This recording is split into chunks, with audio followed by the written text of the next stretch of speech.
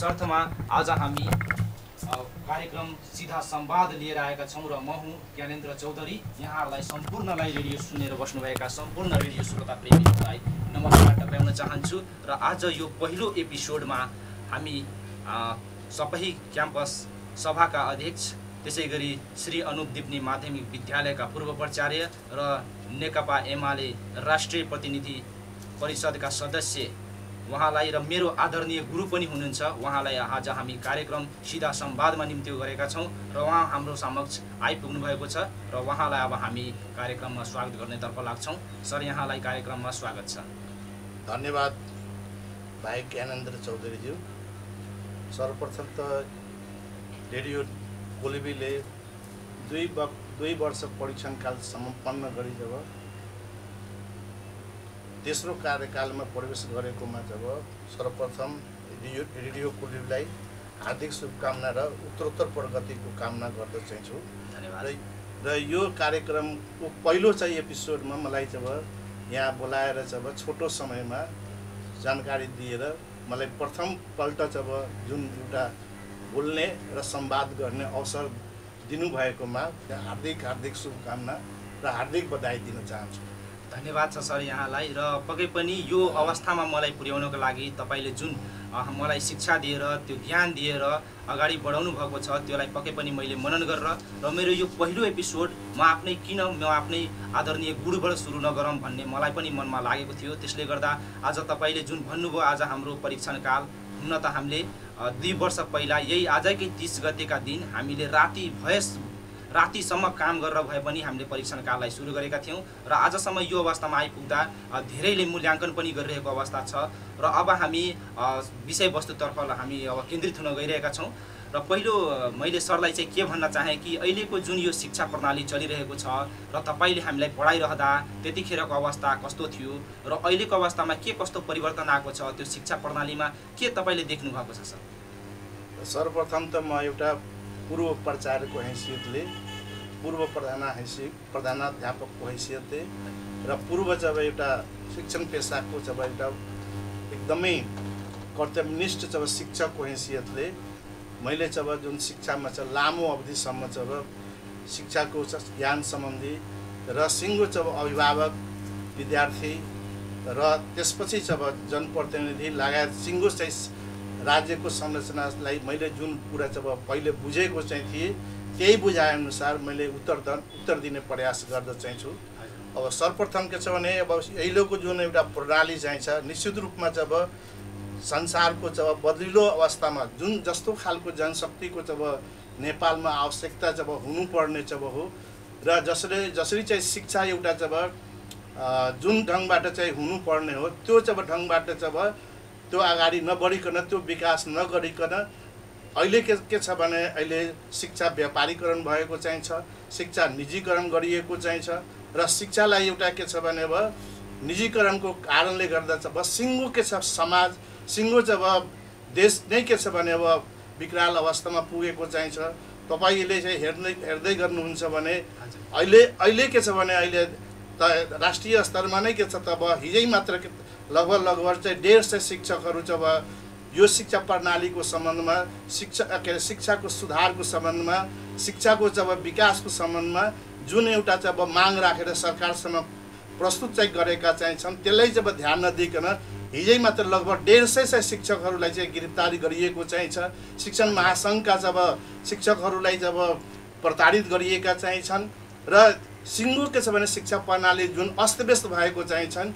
अहिले के छ भने अब लाखौं विद्यार्थीहरू के छ तब यो कोभिडको कारणले मात्र होइन कि सिङ्गो शिक्षा प्रणालीको कारणले गर्दा अस्तव्यस्त र चाहिँ ठप्प अवस्थामा चाहिँ छन् र सिङ्गो के छ भने अहिले जब बालबच्चाहरूको चाहिँ भाग्य भविष्य जब एकदमै निश्चित रूपमा चाहिँ त्यसको भाग्य भविष्य एकदमै के छ भने अब अन्ध्यारो अवस्थामा पुर्याउने खालको जब अहिले शिक्षा नीति आएको चाहिँ छ। अब यस सन्दर्भमा मैले के जोड्न चाहे, तपाईले जुन यो शिक्षालाई अलिकति व्यापारीकरण गरिएको छ भन्ने भन्नुभयो र यसमा चाहिँ विशेष सरकारी स्कुलमा यो अवस्था देखिरहनु भएको छ कि तपाईको अनुसारले यो गैर सरकारी अथवा बोर्डिङ स्कुलहरू भनौँ हामीले प्रत्यक्ष रूपमा भन्नुपर्दाखेरि त्यस्तोमा परिवर्तन यो जुन हाम्रो व्यापारीकरण जस्तो देखिएको छ कि त्यसलाई तपाईले के भन्न चाहनुहुन्छ?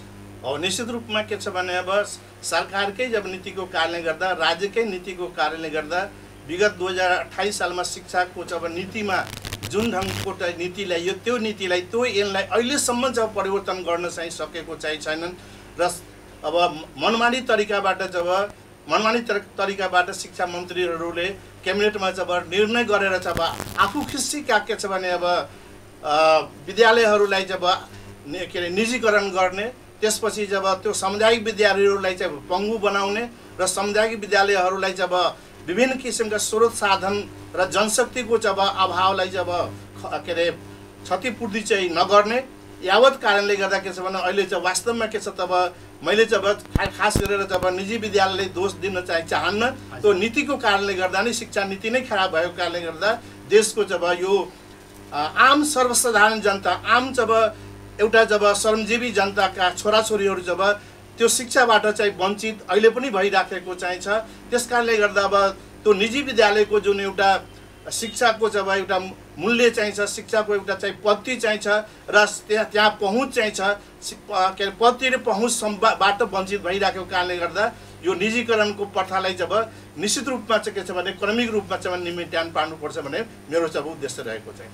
अब विश्व नै अहिले शिक्षाकै कारणले गर्दा धेरै अगाडि बढेको पनि अवस्था छ र यो पक्कै पनि बुझ्नुपर्ने सबै नागरिकले बुझ्नुपर्ने अवस्था छ कि शिक्षाले गर्दा हामी अगाडिका दिनहरूमा विकासमुख देश बनाउनका लागि शिक्षाले पनि ठुलो योगदान दिएको छ।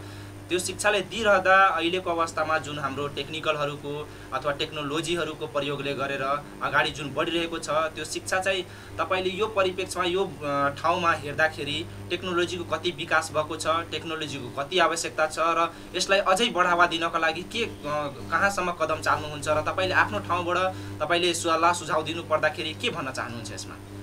निश्चित रूपमा अहिले जसरी जब प्राविधिक विकास, टेक्नोलोजी विकास र अहिले के छ भने अब सिङ्गो संसारमा जुन खालको टेक्नोलोजीको विकास भइराखेका चाहिँ छन् त्यो विकास हाम्रो नेपालमा जब त्यो विकासको तुलनामा जब टेक्नोलोजी विकासको तुलनामा हाम्रो जब धेरै के छ भने पछाडि परेका चाहिँ छौँ।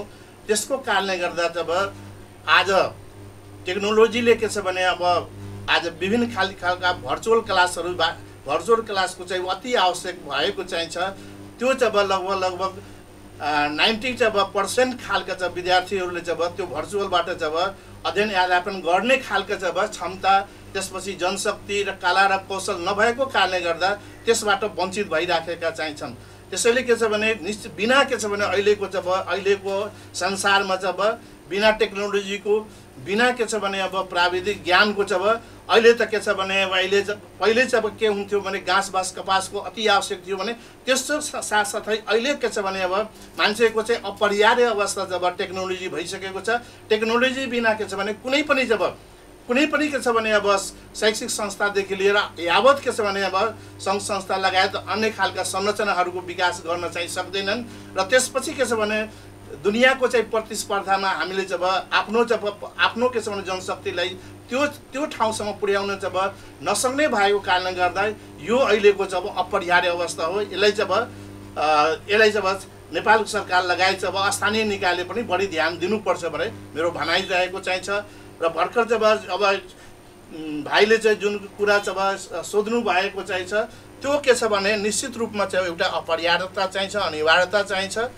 त्यसको लागि के छ भने अब सम्बन्धित जब निकायहरूले शिक्षासँग सम्बन्धित जब संस्थाहरूले जब एकदमै बढी ध्यान दिनुपर्छ जस्तो मलाई लागेको छ। 21औं शताब्दीको सबैभन्दा जब डरलाग्दो र दुनियाँको जब सिङ्गो जब संसारलाई जब यसले जब अस्तव्यस्त पार्ने एक किसिमको जब जुन जब सरुवा जुन एउटा कम्युनिकेबल डिजिज हो यसले चाहिँ सिङ्गो संसारलाई अहिले जब थिलथिला बनाइदिएका चाहिँ छन्।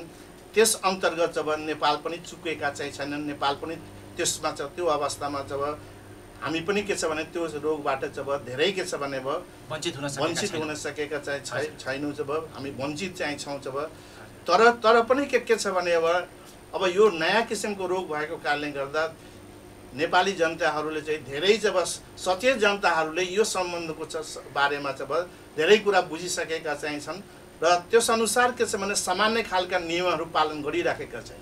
तर अझ पनि के छ भने बहुसङ्ख्यक जब जनताहरू जब अचेतनाको कारणले गर्दा अथवा यो रोग केही हुँदै होइन जब वा यसलाई केही गर्न चाहिँ सक्दैनन् वा यसले चाहिँ व्यवस्था गर्ने खालको जब एउटा चाहिँ मनोवृत्ति चाहिन्छ, प्रवृत्ति चाहिन्छ, त्यो त्यसले गर्दा के छ भने अहिले के छ भने भिडभाड चाहिँ गर्ने जब ठाउँलाई पनि के छ भने आफूलाई चाहिँ सुरक्षित नगर्ने खालको चेतना भएको कारणले गर्दा यो चाहिँ रोग जब तेस्रो लहरको क्रममा आइपुगेको चाहिन्छन्।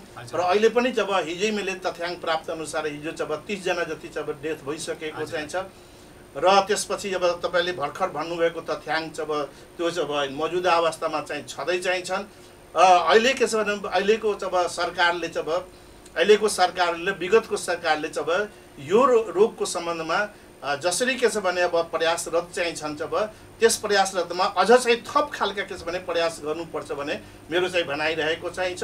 र विशेष त के छ भने देशको जब स्थानीय निकायहरू यो जब रोगलाई जब न्यूनीकरण गर्नको लागि सबभन्दा बढी के छ भने स्थानीय निकायहरूले जसरी भूमिका जब एकदमै राम्रो भूमिका खेलेका चाहिन्छन् र त्यसमा पनि हाम्रो कोल्मी नगरपालिकाले जब जसरी एउटा चाहिँ भूमिका खेलेका चाहिन्छन् अझै एउटा चाहिँ सशक्त खालको भूमिका जब निर्वाह गर्नुपर्छ। अर्थात् जब अब यसको जब इन्जेक्सन यसका के छ भने व्यवस्थापन र यसका चाहिँ प्रशासकीय अवस्था जब त्यति जब नराम्रो चाहिँ छैन तैपनि के छ भने अझ जब यसलाई सुदृढीकरण गर्नको लागि जब सबभन्दा त के छ भने तत्काल खालका के छ भने यो नगरपालिका को स्वास्थ्य सही शाखाले जब एकदमै जब चुस्त दुरुस्त भएर जब सिङ्गो के छ भने नगरपालिकाका जब जनतालाई जब त्यहाँ चाहिँ भ्याक्सिनको जब उपलब्ध गराउनु पर्छ। जनप्रतिनिधिहरूले चाहिँ मेयर साहबदेखि लिएर अन्य जनप्रतिनिधिहरूले यसमा बढी ध्यान दिनुपर्छ। बढी के छ भने अहिले जनताको जीव धनको चाहिँ लाई बचाउनको लागि जब सबभन्दा बढी जब ध्यान पुर्याउनु पर्ने जब कुरा जब अहिले कोभिड नै हो। त्यसकारणले गर्दा अब कोभिडलाई के छ त हामीले जब छायामा पारेर वा कोभिडलाई के छ भने अब अन्यको तुलनामा के छ भने यो विकासको जब कामलाई चाहिँ अगाडि बढाउने र कोरोनालाई चाहिँ पछाडि पार्ने खालको जब त्यो जब एउटा किसिमको जब योजना बनाइदियो भने जब त्यो निश्चित रूपमा के छ भविष्यमा के हुन्छ भने जब यहाँका जनताहरू अहिलेसम्म के छ भने जति सुरक्षित भएका चाहिन्छन् यो सुरक्षित अवस्थाबाट जब के अरे क्रस गरेर जब भयावह अवस्थामा आउन सक्छ भन्ने मेरो भनाइ चाहिन्छ। र यसमा चाहिँ प्राविधिकको जब धेरै जब आवश्यक चाहिन्छ र प्राविधिकको लागि के छ भने मैले त अस्ति पनि सुझाव दिएको चाहिँ थिएँ कि अब यहाँका के छ तब यहाँ स्वास्थ्यको चाहिँ जनशक्ति यदि कम चाहिँ छन् भने प्रत्येक वडामा के छ भने तब प्रत्येक वडामा जब यो यसको भ्याक्सिनको व्यवस्था उपलब्ध गराउनुपर्छ। यसका केन्द्रहरू जब बनाउनुपर्छ र हरेक स्वास्थ्य के अरे हरेक वडामा चाहिँ स्वास्थ्य केन्द्रहरू चाहिँ छन् त्यसलाई के छ भने त्यहाँ चाहिँ पुर्याउनु पर्छ। साथसाथै के छ भने त्यतिले ध्यान दिनु पनि के हुन्छ भने घर घरमा गएर जब विशेष त निमुखा जनतालाई, विशेष त अचेतन जनतालाई, विशेष त श्रमजीवीहरूलाई अथवा तल्लो वर्गका जनताहरू जो योसँग जब निकै टाढा चाहिन्छन् त्यसलाई जब बुझाएर जब यसलाई चाहिँ अभियानको रूपमा जब सिङ्गो चाहिँ राज्य संरचना लागेर जब अगाडि बढाउनुपर्छ जस्तो मलाई लागेको छ। जस्तै जुन तपाईँले भन्नुभयो अभियान त चलाउनु पर्ने हो, तर हाम्रो नगरपालिकामा यो अभियान अहिलेसम्म त चलेको जस्तो देखिएको छैन। हुन त कोभिड-19 को सङ्क्रमण बच्नका लागि विभिन्न प्रचारको माध्यमबाट व्यापक रूपमा नगरपालिका सम्पूर्ण नगरपालिका नै कोल्मी नगरपालिका पूर्ण जोरदारले लागिरहेको अवस्था त छ। भ्याक्सिनहरूको व्यवस्था गरिरहेका छन्, सरकारबाट मागेर होस् या जहाँबाट उपलब्ध गराएर होस् यो नगरपालिकामा ल्याइरहेको अवस्था देखिरहेका छौँ। तर पनि यो मान्छेहरूमा के भ्रमित भइरहेका छन् भने यो भ्याक्सिन लगाएपछि कतै हामीलाई अन्य रोग लाग्ने हो कि यसबाट हामी मर्ने हो कि यसमा चाहिँ अन्योलमा फसिरहेका छन्। त्यो जनता त्यस्तो अब अवस्थामा सोच आइरहेको छ। त्यो अवस्थाको जनताहरूलाई त्यस्तो सोच आइरहेको जनताहरूलाई तपाईँले के सल्लाह सुझाव दिन चाहनुहुन्छ? हो यस्तो के छ भने अहिले जुन जस्तो खालका चाहिँ के अरे जनताहरू जब भ्रमित भइराखेका चाहिन्छन्, अनेक खालको जब प्रश्नहरू उठाइराखेका चाहिन्छन्। प्रश्न उठाउनु जब स्वाभाविक कुरो हो, तर त्यसलाई के छ भने त्यो यो वास्तवमै जब यस्तो खालको चाहिँ भ्रमात्मक कुराहरू जब गरेर जब त्यसलाई जब चिर्नको लागि सम्बन्धित निकायले जब त्यसलाई प्रशिक्षण दिनुपर्ने। त्यसपछि विभिन्न खालका छ विभिन्न मिडियाबाट यहीँ कोल्मीमा दुईवटा रेडियोहरू चाहिँ छन्, ती रेडियोहरूको माध्यमबाट सञ्चारको माध्यमबाट त्यसपछि पत्र पत्रिकाको माध्यमबाट विशेष त जनप्रतिनिधिहरूको माध्यमबाट के छ भने अब त्यस्ता खालका जब भ्रमको कुराहरूलाई चाहिँ चिर्न सक्ने खालको जब के अरे यो अभियानलाई के छ भने त्यो ढङ्गबाट सञ्चालन गर्नुपर्छ।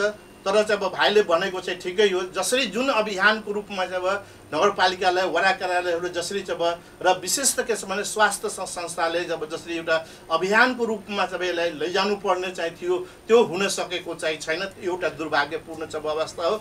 अब त्यसको लागि जब म फेरि पनि यही आवाजबाट यही ठाउँबाट जब सम्बन्धित निकायहरूलाई विशेष त नगरपालिकाको स्वास्थ्य निकाय स्वास्थ्य शाखा त्यस्तै के छ भने जनप्रतिनिधिहरू लगायतका सचेत यहाँ नागरिक समाजदेखि लिएर जब यहाँका राजनीतिक पार्टीहरू जब राजनीतिक पार्टी त यहाँ सुतेको चाहिँ छ सुन्ने अवस्थामा चाहिँ छ। त्यस कारणले गर्दा के छ भने अब त्यो राजनीतिक पार्टीदेखि लिएर नागरिक समाजदेखि लिएर बुद्धिजीवीसम्म पनि यसमा चाहिँ बढी से बढी ध्यान दिनुपर्छ जस्तो मलाई लागेको चाहिँ छ। त्यसको लागि चाहिँ अब त्यो भूमिकाको लागि चाहिँ अब सम्बन्धित निकाय नगरपालिका नै हो। त्यसले एक किसिमको चाहिँ योजना बनाएर अगाडि बढ्नुपर्छ जस्तो मलाई लागेको चाहिँ छ।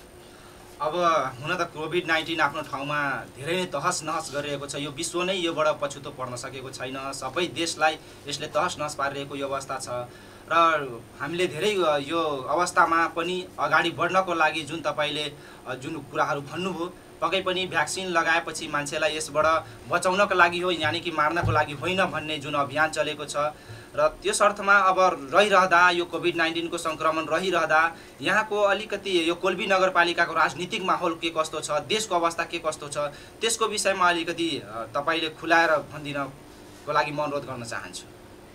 सबभन्दा त अहिले अब मलाई अब राजनीतिकको चाहिँ अवस्थाको बारेमा चाहिँ जुन सोध्नु भएको चाहिँ छ त्यसको छोटो मैले चाहिँ उत्तर दिँदाखेरि हुन त अब राजनीतिको चाहिँ एउटा यस्तो खालको विषयवस्तु हो कि कहिले पनि के छ भने अन्त नहुने अन्तहीन खालका विषयवस्तु भएको कारणले गर्दा यो शब्दै राजनीतिक शब्द नै के छ भने एउटा के छ भने एउटा बढी के छ भने अब एउटा धेरै के छ त अब गर्विला चाहिँ शब्दहरू चाहिँ छन्। कोरोनाको अन्त्य हुन सक्छ तर यो राजनीतिको कोरोनाको अन्त हुन चाहिँ सक्छ तर राजनीति अन्त्यहीन चाहिँ एउटा किसिमको चाहिँ अवस्था भएको कारणले गर्दा यसलाई के भनिन्छ भने politics is the death part of the social study which deals about the social sciences अथवा राजनीति एउटा त्यस्तो खालको समाज विज्ञान हो कि त्यो समाज विज्ञानको आवश्यकता चाहिँ हरेक के छ भने अब यो शताब्दीदेखि लिएर जब अनन्त सबस के छ भने जबसम्म मान्छेको अस्तित्व रहन्छ पृथ्वीको अस्तित्व रहन्छ तबसम्मको आवश्यकता बढ्दै जान्छ।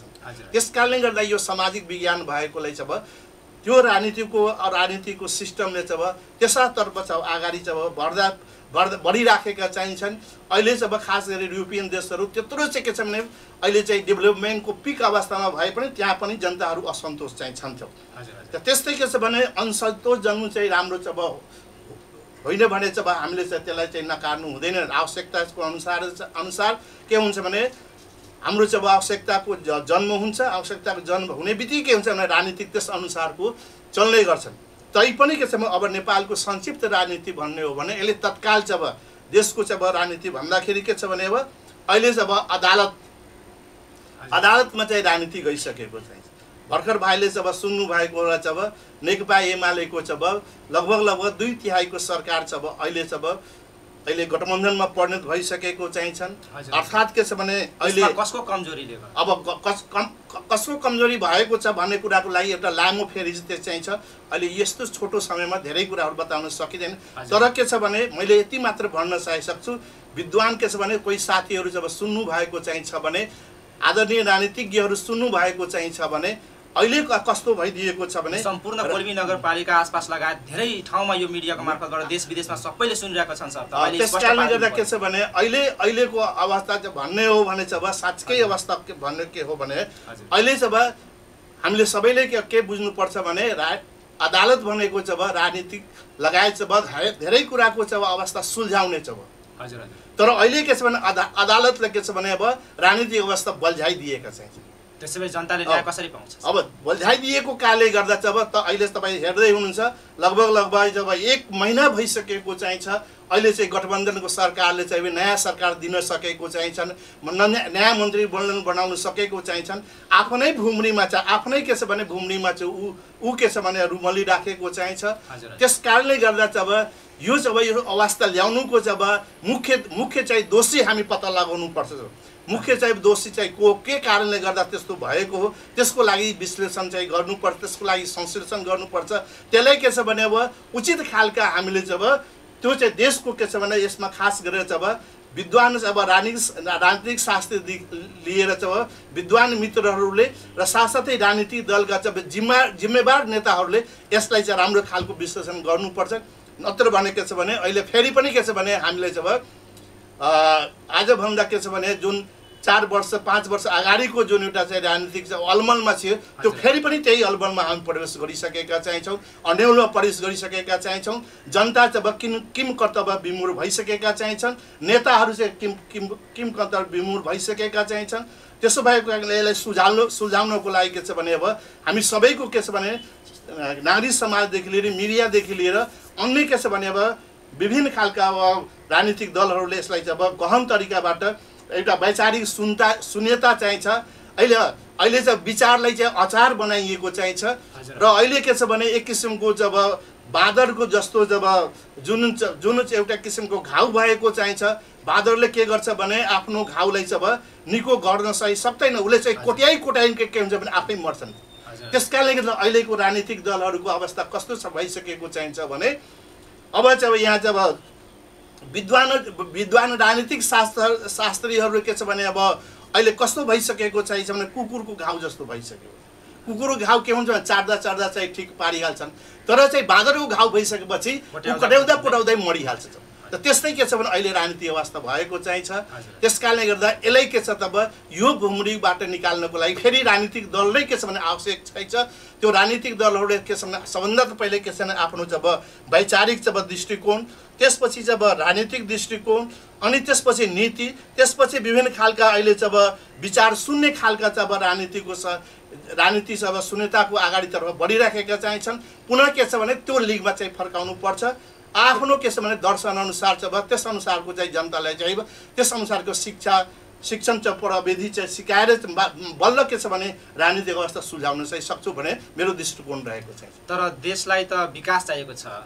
जनताहरूले अब जुन सच्चा इमान्दार जनताहरू जति पनि हाम्रा जनताहरू छन् सबैले त देश विकासको लागि एउटा राम्रो लिडर हामीले खोजौँ भनेर आफ्नो समयमा जसरी भोट माग्नु भएको थियो, आफ्नो प्रतिबद्धता जाहेर गरेका थिए जनप्रतिनिधिहरूले, त्यो चाहिँ अवस्थामा अझै पनि जनताले पुर्याउन नसकेको अवस्था हामीले देखिरहेका छौँ। जो जनगुनासो भइरहेको अवस्थामा तपाईँले यसलाई जनप्रतिनिधिहरूले कसरी सुधारेर अगाडि बढ्दा हुन्थ्यो, देशलाई विकास गर्नको लागि एकजुट भएर कसरी अगाडि बढ्दा हुन्थ्यो, एक ढिका भएर अगाडि बढ्यो भने बल्ल कुनै पनि घर होस्, समाज होस् या देश निर्माणको लागि एक ढिका जबसम्म हुँदैन तबसम्म देश विकास हुँदैन।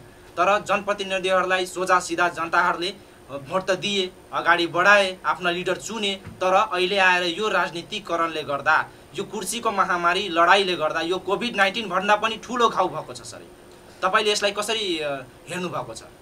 अब यो विकास भन्ने बित्तिकै जब मैले चाहिँ अब विकास अब एक किसिमको चाहिँ अब विकासले हामी चाहिँ अब लिनु हुँदैन। अब विशेष त के छ भने आम जनताको चाहिँ के चाहना चाहिन्छ भने भौतिक विकास होस्। अब भौतिक विकासको क्रममा जब देशमा पहिले भन्दा निश्चित रूपमा के छ भने भौतिक संरचनाहरूको चाहिँ विकास भएका चाहिन्छ। तर त्यो भौतिक विकासलाई चाहिँ अस्थायित्व दिनको लागि, दिगोपनको लागि के छ भने मानसिक विकासको पनि आवश्यकता हुने गर्छ। त्यो फेरि मानसिक विकासको लागि जब तपाईँ आउनुपर्छ शिक्षामै विकास हुनुपर्छ। त्यस्तै के छ भने अब शिक्षाको जब विकास नभइकन, शिक्षा जब गतिलो नभइकन जब त्यस्ता खालका जनशक्ति उत्पादन भनिकन त्यो देशको चाहिँ जनशक्ति जब के हुन्छ तब अगाडि बढ्न सक्दैन। र विकास के छ भने विकासलाई चाहिँ एउटा चाहिँ निश्चित ठाउँमा पुर्याउनु भनेको देशको चाहिँ जनशक्तिले नै हो, जनसाधनले हुँदैन। मैले बारम्बार चाहिँ सबै ठाउँमा र विद्यार्थीहरूलाई पनि भन्दै आइराखेको चाहन्छु, मान्छेलाई के छ भने अब त्यो ठाउँको परिवर्तन गर्नको लागि त्यस ठाउँलाई के छ भने एकदमै अग्रगामी जब अवस्थामा पुर्याउनको लागि के छ भने सबभन्दा त के छ भने जनशक्ति हुनुपर्छ। त्यसैले जनशक्तिमा बढी चाहिँ जोड दिनुपर्छ। अब जनशक्ति जब एक किसिमको चाहिँ जनशक्ति हुँदैन, विभिन्न खालका विषयवस्तुका जनशक्ति हुन्छन्, विभिन्न किसिमका विज्ञहरू हुने गर्छन्। त्यसकारणले गर्दा विकासलाई चाहिँ एउटा जब नैरो जब कोणबाट हामीले जब यसलाई लिनु हुँदैन, जब खालि भौतिक विकास मात्र होइन हो। निश्चित रूपमा के छ भने यतातिर आएर जब जसरी जब 2000 के छ भने अब यतातिर यो संविधान जब बनिसकेपछि, नयाँ सरकार आइसकेपछि जब एउटा भौतिक चाहिँ संरचनामा आमूल परिवर्तन गर्ने खालका जुन एउटा के अरे अवसर प्राप्त गरेको थियो जब त्यसतर्फ अगाडि बढिरहेको अवस्थामा फेरि पनि के छ भने अब राजनीतिक अहिले के छ भने खण्डित भइसकेका चाहिँ छन्। त्यसैले के छ भने अब त्यो सब कुरा गर्नको लागि चाहिँ अब दिगो रूपमा के हुन्छ भने अब राजनीतिक अवस्था चाहिँ दृढ हुनुपर्छ। त्यसपछि राजनेताहरूलाई चाहिँ अब राजनेताको आवश्यकता चाहिँ खर्किएका चाहिँ छन्। त्यसैले के छ भने अब त्यो भिजन सहितको त्यसपछि त्यो के छ भने एउटा चाहिँ नेतृत्व दिन सक्ने खालको के छ भने अब दिगो सरकारको आवश्यकता चाहिन्छ। त्यसले गर्दाखेरि मात्र के छ त देशलाई चाहिँ अब अगाडि बढाउन सकिन्छ भने मलाई चाहिँ लागेको चाहिन्छ। र राजनीतिक मात्रै अब अलिकति उमेर पाको भएकाले मात्रै गर्ने जस्तो हाम्रो यो समाजमा जुन मनस्पटलमा हाम्रो गुन्गिरहेको हुन्छ, त्यो अवस्थामा भनिरहँदा जुन अलिकति शिक्षित भएर अलिकति पदमा गएर अलिकति धेरै डिग्री हासिल गरेको व्यक्तिहरूले यो राजनीतिलाई अझै राम्रोसँग सफा सुधर शिक्षाको हिसाबले होस् या आफ्नो दिमागको हिसाबले होस् या हैसियतको हिसाबले होस्, त्यो पढाइ लेखाइको अवस्थालाई हेरेर हामीले पढेको व्यक्तिहरूले राजनीति गर्दा राम्रो हुन्छ कि अब पुरानै प्रवृत्तिबाट गएर त्यही अवस्थामा गएर देशलाई अगाडि बढाउनको लागि राम्रो हुन्छ कि यो शिक्षाको नीतिलाई अपनाएर अगाडि बढाउँदा हुन्छ कि तपाईँले यसमा चाहिँ कसरी लिनुभएको छ कि पुरानै व्यक्तिले पुरानै तरिकाले चलाउँदा राम्रो हुन्छ कि अलि शिक्षित भएर पढे लेखेर चलाउँदा राम्रो हुन्छ, तपाईँले के लाग्छ यसमा? अब खास गरेर अब राजनीतिक शास्त्रको जन्म चाहिँ अब बेलायतबाट सुरु भएको चाहिँ छ। हजुर, बेलायतमा के हुन्छ भने अब भाइलाई थाहै भएको चाहिँ छ, मैले पढाएको पनि चाहिँ छु। बेलायत के छ भने बेलायत एउटा यस्तो खालको छ बस एउटा साम्राज्य कायम भएको चाहिँ देश हो। त्यसले के छ भने अहिले उसको चाहिँ अब आमूल परिवर्तन जुन भएको चाहिँ छ त्यो भनेको छ अब शिक्षाको कारणले गर्दा। हजुर हजुर, त्यहाँको राजनीति कस्तो खालको चाहिँ छ, त्यहाँको संविधान कस्तो खालको चाहिँ छ, त्यो चाहिँ अब त्यहाँको संविधान अलिखित खालको संविधान चाहिँ छ। अलिखितको संविधान हुँदा हुँदै पनि के छ भने अब त्यहाँ के छ भने अहिले चाहिँ अब जुन खालको चाहिँ अब हरेक चाहिँ अब संसारको लागि साम्राज्य बनाइसकेको चाहिँ अहिले मुलुक चाहिँ छ, त्यहाँ के छ भने अहिले के छ भने अब संसदमा चाहिँ उठ्नको लागि न्यूनतम के छ भने त्यहाँ बिए हुनुपर्छ।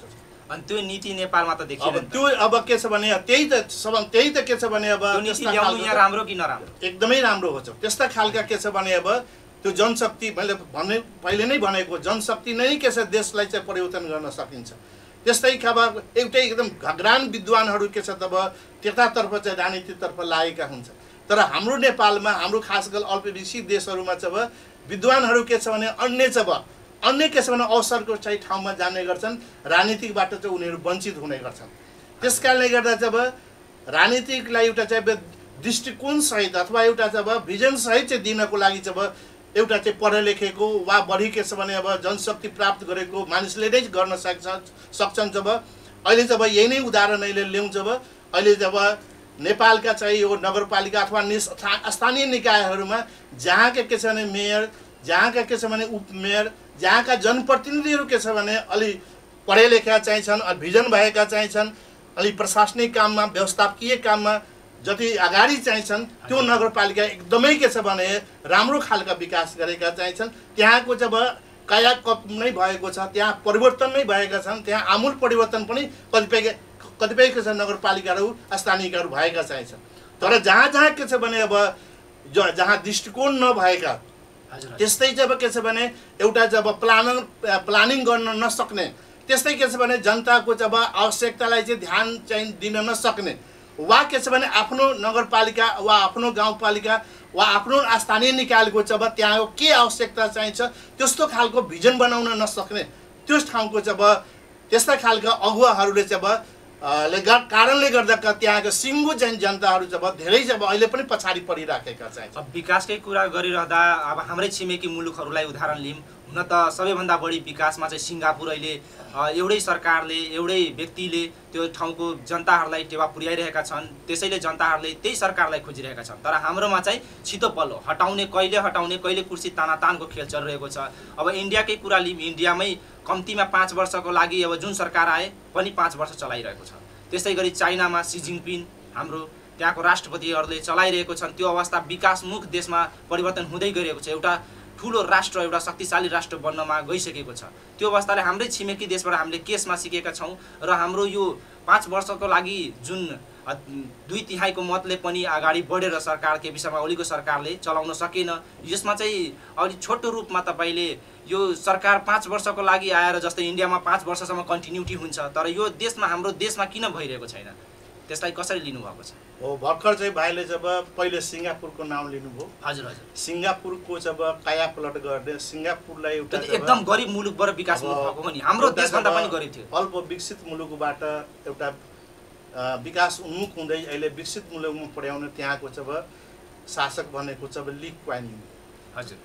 ली कुवान यूले जब जुन खालको के छ भने हुन त उहाँ जब एउटा चाहिँ चाइनिज मूलको जब नागरिक भएको कारणले गर्दा उसले के छ भने अब मलेसियाबाट छुटिएर जब सिङ्गापुर जब बनिसकेपछि जब ऊ पनि एउटा के छ भने एउटा उपनिवेशमा जब जर्जर अवस्थामा चाहिँ थियो। तर के छ भने ऊ जब ली कुवान एउटा जब एकदमै के छ भने विद्वान खालका जब इन्जिनियर चाहिँ थिए। त्यो के छ भने अमेरिकाबाट इन्जिनियरिङ गरेर जब अथवा जब विकास सम्बन्धी आर्किटेक्चरल इन्जिनियर गरेर जब त्यसले के छ भने उसले आफ्नो जब यस्ता खालका जब योजनाहरू चाहिँ बनाए, त्यस्ता खालका कार्यक्रमहरू गरे। उसले के छ भने कसैलाई जब विशेष त के छ भने उसले जब कुनै पनि जब महादेशहरूसँग उसले कुनै पनि के छ भने विकसित देशहरूको जब विभिन्न खालका मोडेलहरू के छ भने आफ्नो देशमा चाहिँ लागू गरे। उसले अमेरिकाको मोडेल लागू गरे, उनले के छ भने जर्मनीको मोडेल लागू गरे, उसले जब फ्रान्सको मोडेल लागू गरे। उनले के छ भने अब त्यस्ता जुन विकसित खालका चाहिँ अब देशहरू चाहिँ थिए त्यसका के छ भने त्यसका राम्रा खालका चाहिँ अब विकासका जुन योजनाहरू चाहिँ छन् त्यो योजनाहरूलाई जब आफ्नो देशमा त्यसले जब विभिन्न माध्यमबाट उसले जब लागू गरे जब त्यसअनुसारको के छ भने उसले कुनै खालका जब यो विचारलाई के छ भने उसले जब तिलान्जी नदिकन के छ तब आफ्नो चाहिँ सिङ्गापुरै विचारलाई के छ भने एउटा नयाँ के छ भने अब विश्वमा एउटा प्रतिस्थापन गरेको कारणले गर्दा नै के छ भने सिङ्गापुर अहिले चाहिँ छोटो समयमा हुन त अब ली कुवान यूको जब अब अहिले के छ भने उहाँ अहिले जब उहाँको देहान्त भइसकेको चाहिँ छ। तर के छ भने त्यसले दिएको योगदानको कारणले गर्दा अहिले सिङ्गापुर जब एसियाकै सबैभन्दा जब एउटा महत्त्वपूर्ण मात्र होइन कि सिङ्गो विश्वकै एउटा महत्त्वपूर्ण राष्ट्र बनेको चाहिन्छ। त्यसले के छ भने अब सिङ्गापुरलाई चाहिँ सिङ्गापुर बनाइदिएका चाहिन्छन् र त्यसैको हाराहारीमा नै के छ भने अब अन्य देशहरू सिङ्गापुर मात्र होइन छ, त्यसैको आसपासको मलेसिया पनि, मलेसियाको महाथिर मोहम्मदले पनि के छ भने अब त्यो छोटो समयमा मलेसियालाई चाहिँ मलेसिया बनाइदिएका चाहिन्छन्। त्यस्तै जब दक्षिण कोरियालाई पनि त्यहाँ पनि त्यस्तै खालको जब एउटा आचक्लै खालका एउटा क्रिस्मेटिक खालको जब डेभलपमेन्ट भएका चाहिन्छ। त त्यस्तो क्रिस्मेटिक डेभलपमेन्ट भएको व्यक्ति भनेको त्यो यस्तो खालको व्यक्ति हो जसले के छ भने त्यसले जब त्यसअनुसारको जब शिक्षामा दक्षता चाहिँ थियो, इन्जिनियर चाहिँ थियो, त्यसले के छ भने एउटा चाहिँ एकदमै चाहिँ विद्वान चाहिँ मान्छे चाहिँ थिए। त्यसले त्यो विद्वानले बनाउने योजना, विद्वानको चाहिँ सोच, विद्वानको चाहिँ विचार त्यो अलगै छुट्टै खालको भएको कारणले गर्दा त्यस कारणले गर्दा एउटा चाहिँ मेधावी विद्यार्थी पनि भएको कारणले गर्दा ली कुवान यूले चाहिँ सिङ्गापुरलाई जब यो अवस्थामा पुर्याए र त्यसबाट हामी जब सबै नेपाली जब नेताहरूले त्यसबाट चाहिँ सिक्नुपर्छ, उहाँको योजनाहरूलाई हामी पनि नेपालमा चाहिँ ल्याउन सक्नुपर्छ। त्यसअनुसार के छ भने अन्य चाहिँ विकसित देशहरूको के छ तब जुन खालका चाहिँ अगाडि बढिरहेका चाहिँ छन्, विशेषतः हाम्रै चाहिँ छिमेकी चीनले के छ भने अब यो अहिलेको युगमा के छ भने अब अमेरिकालाई के छ उछिन्ने क्रममा अगाडि बढिसकेका चाहिँ छन्। त्यसअनुसारको हाम्रो चाहिँ छिमेकीबाट पनि धेरै कुरा शिक्षा लिएर हामीले त्यसअनुसारको जब नीति लागू गर्यो भने निश्चित रूपमा हामी पनि के छ भने हाम्रो स्रोत साधन यहाँ कम नभएको चाहिँ मुलुक चाहिँ छ, यहाँ पनि चाहिँ प्राकृतिक स्रोत साधनदेखि लिएर यावत खालका सम्भावनाका चाहिँ अब कुराहरू चाहिँ छन्। त्यसअनुसार हामी गर्न सक्यौँ भने हामी पनि के छ भने एउटा त्यस्तो सिङ्गापुर बन्न सक्छौँ, हङकङ बन्न चाहिँ सक्छौँ, वा के छ भने अब चीन पनि बन्न चाहिँ सक्छौँ। तर त्यसको लागि चाहिँ इमान्दार खालको प्रयास हुनुपर्छ। राजनीतिक दलहरूको नेताहरू के छ भने एकदमै के छ भने अब योजनाकार हुनु पर्यो।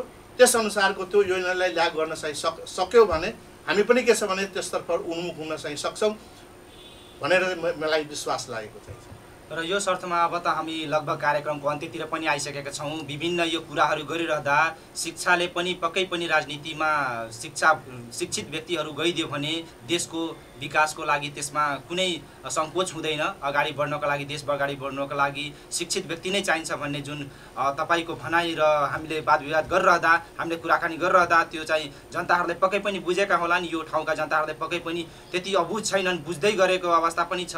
र त्यसै गरी अब हामी कार्यक्रमको अन्त्यमा पनि आइसकेका छौँ र यो पहिलो एपिसोड सिधा संवादको तपाईहरूले सुन्दै हुनुहुन्छ रेडियो कोल्बी 104.1 मेगाहर्जमा भनेर सम्पूर्ण आम जनतालाई, देश विदेशमा रहनुभएका सम्पूर्ण दाजुभाइ तथा दिदीबहिनीहरूलाई हामीले जानकारी गराउन चाहन्छौँ। र यो ठाउँको विकास गर्नको लागि रेडियो कोल्बीले सिधा संवादको मार्फतबाट विभिन्न यस ठाउँका जनप्रतिनिधि, राजनीतिक दल, त्यसै गरी शिक्षक, गुरुवर्ग लगायत राजनीतिक अगुवा व्यक्तिहरूलाई र साथै जनताहरूलाई समेटेर अगाडि बढ्ने जुन अभियान आजबाट मैले सुरु गरेको छु।